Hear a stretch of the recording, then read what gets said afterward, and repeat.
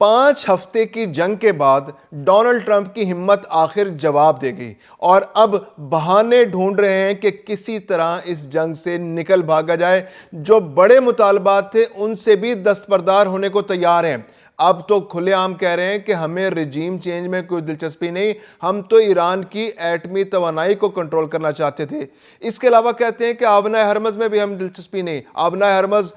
جس کا جہاز گزرے گا وہ جانے اور اس کا کام جانے، ہمیں آبنائے ہرمز کی بھی اب کوئی جلدی نہیں ہے ٹھیک کرنے کی، ہم نے تو بس اب یہاں سے نکلنا ہے۔ مذاکرات کی جو رفتار ہے اس سے مطمئن نہیں ہے، اب ثالثی سے ایک قدم آگے بڑھنے امریکہ جا رہا ہے اور وہ ہے براہ راست ایران سے مذاکرات۔ جو ان کے وزیر خارجہ ہیں انہوں نے بھی اس بات کی تصدیق کر دی ہے کہ اب ایران سے مذاکرات ہونے جا رہے ہیں براہ راست۔ اس کے علاوہ جو ایران کے وزیر خارجہ ہیں عباس اراغچی، انہوں نے بھی اس بات کی تصدیق کی ہے کہ سٹیو وٹکوف کے ساتھ ان کے رابطے بحال ہو چکے ہیں۔ سٹیو وٹکوف اور عباس اراغچی کے درمیان پہلے بھی مذاکرات کے کئی دور ہو چکے ہیں اور وہ بہت کامیاب مذاکرات تھے۔ ڈونلڈ ٹرمپ کی اگر انا ضد اس میں حائل نہ ہوتی، جو وہ دنیا میں اب رول کرنا چاہتے ہیں، دنیا کا جو نیا ورلڈ آرڈر لے کے آنا چاہتے ہیں دنیا میں، اگر وہ سودا ان کے دماغ میں نہ سمایا ہوتا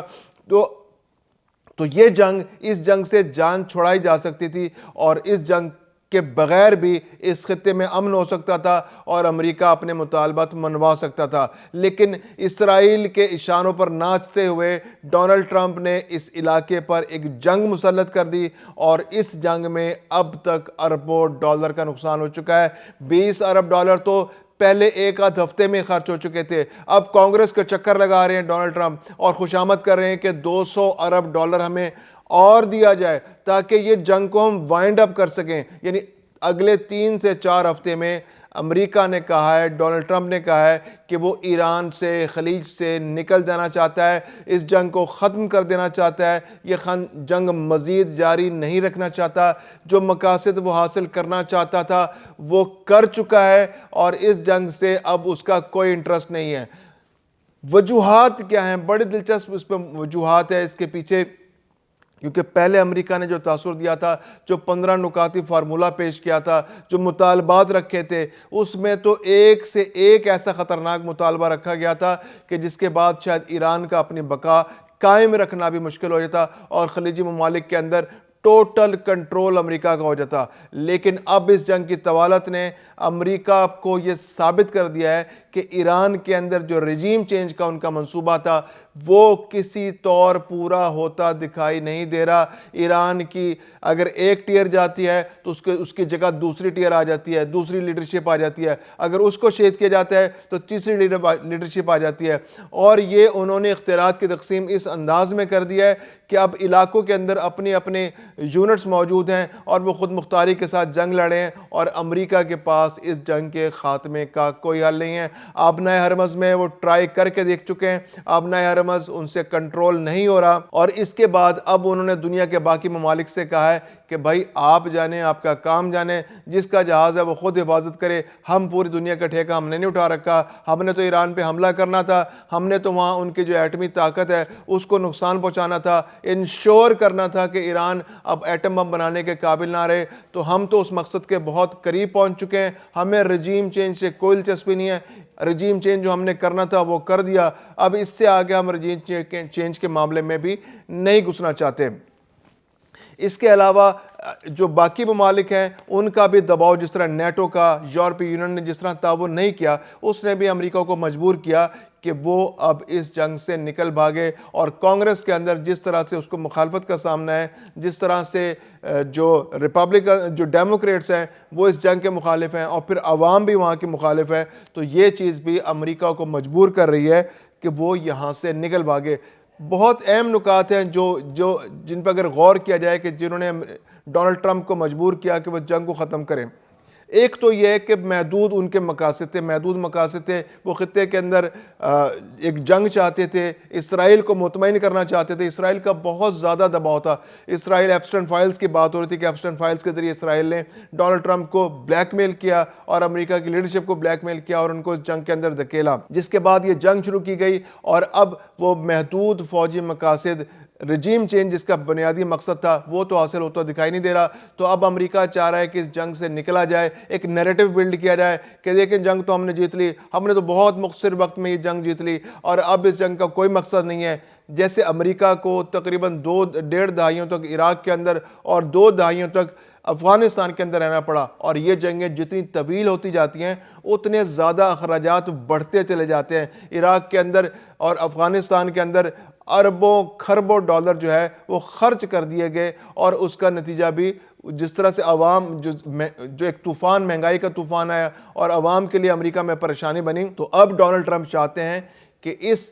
پریشانی سے بچنے کے لیے جو ایک جیتنے کا ایک جو ہے نیریٹو بلڈ کیا جائے کہ دیکھیں ہم نے تو 5-6 ہفتوں کے اندر ہی ایران کو ملیا میٹ کر دیا, ہم نے اپنے مقاصد حاصل کر لیے ہیں, ہم نے جو ان کی میزائل ٹیکنالوجی تھی اس کی بھی کمر توڑ دیا ہے, اب میزائلوں سے ہمیں کوئی خطرہ نہیں. ایران جو خواہش رکھتا تھا کہ وہ میزائلوں کے ذریعے اور ایٹمی توانائی کے ذریعے امریکہ کو ٹارگٹ کر سکے, امریکہ کی زمین پہ حملہ کر سکے, تو ہم نے اس کی اس خواہش کا سر کچل دیا ہے اور اب ایران کبھی امریکہ پر دوبارہ حملہ نہیں کر سکے گا. تو یہ نیریٹو بلڈنگ امریکہ کی جانب سے کی جا رہی ہے, اور جو ان کے وزیر خارجہ ہیں انہوں نے بھی اس بات کی تائید کی ہے کہ اب ہم مذاکرات کریں گے ایران کے ساتھ براہ راست, اور اس بات کا انہوں نے عندیہ دے دیا ہے. دوسری جانب جو ایران ہے وہ یہ کہتا ہے کہ ہم مذاکرات تو چاہتے ہیں لیکن مذاکرات اس طرح سے نہیں ہوں گے, جو ہماری بنیادی شرائط ہیں وہ یقیناً پوری ہوں گی تو پھر ہی جنگ بندی ہو سکتی ہے. اور بنیادی شرائط یہ ہیں کہ امریکہ گارنٹی دے کہ وہ آئندہ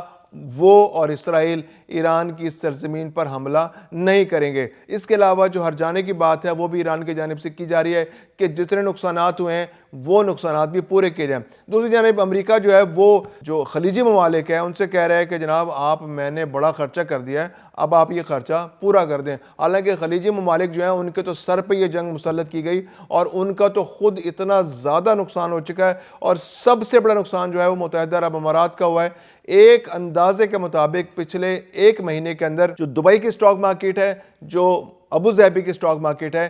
صرف ان 2 سٹاک مارکیٹس کے اندر 120 ارب ڈالر کا نقصان ہو چکا ہے. ایک بہت بڑا نقصان. 120 ارب ڈالر اتنا پیسہ ہوتا ہے کہ یہ کسی بھی ملک کا جو ایک جو تھرڈ ورلڈ کنٹری ہے اس کا 1 سال کا جو مکمل اس کا بجٹ جو ہوتا ہے, 1 سال کا بجٹ ہوتا ہے, اس سے بھی زیادہ اماؤنٹ ہے. یعنی پاکستان کا جو بجٹ ہے سالانہ وہ بھی 120 ارب ڈالر سے کم کا بجٹ ہے. تو یہ ایک اتنا بڑا نقصان ہوا ہے متحدہ عرب امارات کے لیے. ان کا جو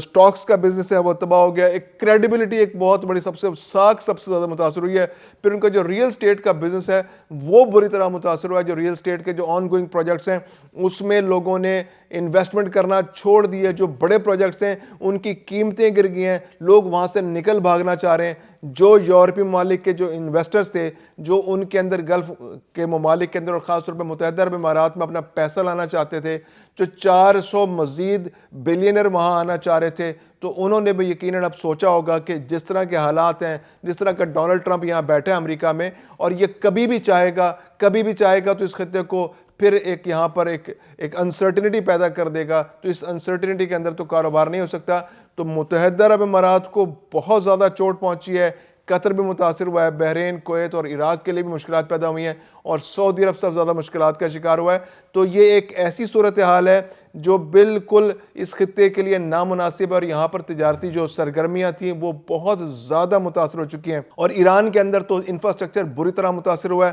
90,000 سے زیادہ عمارتیں اب تک تباہ ہو چکی ہیں, انفراسٹرکچر تباہ ہو چکا ہے. پل, سڑکیں, اسکول, ہسپتال, جو محکمہ موسمیات کی عمارتیں, سب کو تباہ کر دیا گیا ہے. تو یہ ایک بہت بڑا نقصان ہوا ہے جس سے نکلنے کے لیے کئی دہائیاں لگ سکتی ہیں. اور اب ڈونلڈ ٹرمپ جو ہے وہ نکل بھاگنا چاہتا ہے کیونکہ اندرونی طور پر مخالفت امریکہ کے اندر اتنی شدید ہو چکی ہے کہ اس مخالفت کو وہ برداشت نہیں کر سکتا, اور مڈ ٹرم الیکشن اور اگلا الیکشن ان کے ہاتھ سے نکلتا دکھائی دے رہا ہے. اس وقت جو ان کی پاپولیرٹی کی شرح ہے وہ 33% رہ گئی, یعنی کہ امریکہ میں صرف 33% لوگ ایسے ہیں جو ڈونلڈ ٹرمپ کی پالیسیوں اور یہ جو انہوں نے جنگ مسلط کی اس خطے کے اوپر اس کی حمایت کرے. جنگ میں تو اور بھی, یہ تو ڈونلڈ ٹرمپ کی اوورال جو پاپولیرٹی ہے وہ 33% ہے. جو پہلے 45% سے بھی زیادہ تھی اور اب وہ 33% پہ آ گئی ہے. اور اب جو امریکہ میں جو ریپبلکن پارٹی ہے اس نے بھی اپنے آپ کو ڈونلڈ ٹرمپ سے پیچھے کھینچنا شروع کر دیا ہے. جے ڈی وینس جو ہے وہ ڈس اون کر رہے ہیں اس جنگ کو, وہ اسرائیل پر ڈالنے کی کوشش کر رہے ہیں کیونکہ وہ اگلے الیکشن میں وہ صدارتی امیدوار ہیں اور انہیں بھی اندازہ ہو گیا کہ جو جنگ مسلط کی گئی ہے ڈونلڈ ٹرمپ کی خواہشات پر, اسرائیل کی خواہشات پر, اس نے ریپبلکن پارٹی کے لیے اگلا الیکشن جیتنا تقریباً ناممکن بنا دیا ہے. اب وہ نیریٹو بلڈنگ کرنے کی کوشش کر رہے ہیں کہ دیکھیں ہم نے اس وقت دنیا امریکہ کو ایک جنگ جیت کے دی ہے, ایک ایسی جنگ جو بہت ضروری تھی, جس سے ہم نے امریکہ کی تجارت بچا لی, ہم نے تیل کے جو ذخائر ہیں ان پر اپنا کنٹرول مضبوط کر لیا اور ہم نے دنیا کو جو دہشت گردی کے خطرات تھے ان سے نکال لیا. دنیا کا جو ایک بڑا دہشت گرد ملک ایران ہے ہم نے اس کو نیوٹرلائز کر دیا ہے. تو یہ نیریٹیوز بلڈ کر کے اب وہ چاہ رہے ہیں کہ امریکہ میں دوبارہ واپس جائیں, اپنی فوجوں کو واپس لے کے جائیں اور یہاں پر ایک سرخرو ہو کر واپس جائیں. اس کے علاوہ ایک اور بڑی خطرناک صورتحال ہے, ڈونلڈ ٹرمپ جو ہے اس پر ٹرسٹ کرنا, بہت سارے ماہرین یہ کہتے ہیں کہ یہ تو بظاہر صورتحال ہے, ایک اور سینیریو ساتھ ہی ساتھ بلڈ ہو رہا ہے اور وہ یہ ہے کہ ڈونلڈ ٹرمپ کچھ فوجیں بھی وہاں بھیج رہے ہیں. تو وہاں پہ ایک بیری بیڑا جو ان کا جارج ڈبلیو بش بیری بیڑا ہے وہ وہاں پہنچا ہے جس پر 4000 فوجی ہیں. اس کے علاوہ جو ایئر بورن ان کی ڈویژن بریگیڈ ہے, جو 82ویں بریگیڈ ہے ایئر بورن, وہ بھی وہاں پہنچ چکی ہے جس کے اندر 3000 فوجی ہیں. تو ایک خطرہ اب بھی بہرحال موجود ہے کہ خارق جزیرے پر یا ابنائے حرمز پر یا ایران کے ساحلی علاقوں پر امریکہ کوئی ایسا آپریشن کر سکتا ہے جاتے جاتے اگلے 3 ہفتوں میں 4 ہفتوں میں, کیونکہ انہوں نے کہا ہے کہ اگلے 3 سے 4 ہفتوں میں اپنے مقاصد حاصل کر لیں گے. اور ایسے بہت سے اہداف ہیں جو اب تک ان کے نشانے پر ہیں جن کو وہ نشانہ بنانا چاہ رہے ہیں اور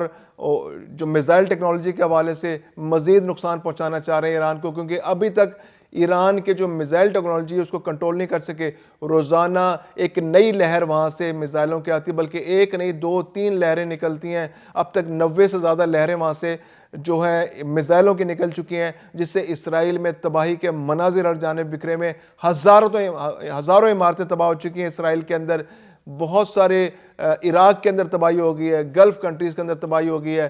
بحرین کے اندر, سعودی عرب کے اندر, متحدہ عرب امارات کے اندر, جہاں جہاں امریکی مفادات ہیں ان سب کو نقصان پہنچایا گیا ہے اور یہ ایک بہت بڑا نقصان ہے. تو ایسے میں امریکہ مزید کچھ حملے کر سکتا ہے جو ان کے ایٹمی ریئیکٹرز ہیں ان کو نقصان پہنچا سکتا ہے, جو پیٹرو کیمیکل جو ان کی فیکٹریاں ان کو نقصان تو وہ آلریڈی پہنچا رہا ہے جو وہاں جیسے پیٹرو کیمیکل پروڈکٹس بنتی ہیں. اس کے علاوہ اگر اس کو اپنے مقاصد حاصل نہیں ہوئے اور اس کو جو مطلوبہ نتائج وہ چاہتا ہے مذاکرات کے اندر نہیں ہوئے, تو ممکنہ طور پر وہ جاتے جاتے ایران کے جو تیل کی جو پیداوار کے جو ان کے جہاں سے خارق جزیرہ ہے جہاں سے وہ تیل ایکسپورٹ کرتے ہیں, جو تیل کے انسٹالیشنز ہیں ان کو بھی نقصان پہنچا سکتا ہے. تو یہ خطرات بہرحال موجود ہیں. ایسے میں پاکستان اور چین کے درمیان بھی بہت اہم ملاقات ہے, اس کے جو ہے وہ 5 نکاتی ایک وہاں پر اتفاق رائے ہو چکا ہے. اس کے اندر جو سب سے اہم نقطہ یہ ہے کہ فوری جنگ بندی کی جائے اور کشیدگی میں کمی کی جائے, خطے کے اندر امن بحال کیا جائے, مذاکرات اور سفارت کاری کو ترجیح دی جائے, یعنی جنگ کی بجائے میز پر بیٹھیں تمام گروپس اور آپس میں بیٹھ کر مسئلے کا حل نکالیں. اس کے علاوہ علاقائی خود مختاری اور سالمیت کو نقصان نہ پہنچایا جائے. کسی بھی ملک کی علاقائی سالمیت جو ہے وہ بہت امپورٹنٹ ہے, انٹرنیشنل قوانین کے تحت ان کی پاسداری نہیں ہونی چاہیے. اس کے علاوہ جو بین الاقوامی قانون اور سمندری راستے جو ہیں ان کی پاسداری کی جائے, ان کو محفوظ بنایا جائے, اور جو غیر ضروری طور پر آبنائے حرمز کے اندر ایک کشیدگی پیدا کی گئی ہے اس کو فوراً ختم کیا جائے, اور جو تجارت جس انداز میں پہلے ہو رہی تھی اس کو اسی انداز میں بحال کیا جائے, اور وسیع علاقائی تعاون پیدا کیا جائے اور کثیر الجہتی کوشش کی جائیں, یعنی کوئی ایسی کوششیں کی جائیں کہ جس کے اندر دنیا کے اور بھی ممالک شامل ہوں اور ایک بہت کنسولیڈیٹڈ قسم کے ایفرٹ اور خطے میں امن واپس آ سکے. ایران کی جانب سے بھی خواہش یہ ہے کہ جو مذاکرات امریکہ کے ساتھ ہو رہے ہیں اس میں چین کو بھی بطور گارنٹیئر شامل کیا جائے, اور امریکہ کی جانب سے بھی اب یہ تاثر مل رہا ہے کہ وہ شاید اس جو ہے کوشش میں چائنا کو شامل ہونے کے لیے وہ تیار ہے, کیونکہ پہلے بھی ڈونلڈ ٹرمپ کی جو انتظامیہ اس نے چائنا سے رابطہ کیا تھا ابنائے حرمز کے لیے, تو اب ممکن ہے کہ چائنا کو بھی وہ کسی قسم کا رول دینے کے لیے تیار ہو جائیں اس خطے کے اندر. تو یہ بہت اہم ڈیولپمنٹس ہو رہی ہیں. بظاہر ایسا لگ رہا ہے کہ بہت جلد امریکہ اور ایران کے درمیان مذاکرات شروع ہو جائیں گے اور مذاکرات کا کوئی نہ کوئی مثبت نتیجہ نکلے گا, جس کا نتیجہ سب سے بڑا نتیجہ جنگ کا خاتمہ ہو سکتا ہے.